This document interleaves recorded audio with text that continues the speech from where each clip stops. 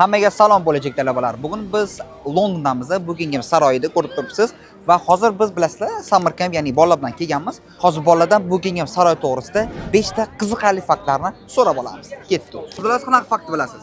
Buckingham Palace'da 775 ta xona bor ekan va shundan 95 tasi ofis bor ekan, 19 ta paradniy zal bor ekan. Hozirda ofitsialniy monarxlarning rezidensiyasi ekan bu joy. Tasavvur qilaylik, 775 ta xona. Ko'rib turganinglardek, shu saroyimizda o'zinchasini bog'i bor ekan va bu bog'imiz Londondagi eng katta chasni bog'larimizdan hisoblanadi.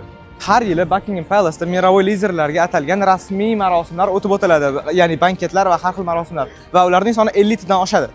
Eng qiziqarli faktlardan biri ushbu saroyda sirli yo'laklar mavjud va ushbu yo'laklardan faqat monarx va qirollik oilasi a'zolari foydalanishar ekan.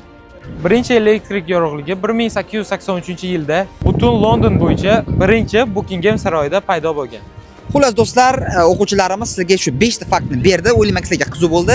Siz qanday faktni bilasiz? Aynan Buckingham saroyi to'g'risida izohda fikringizni qoldiring.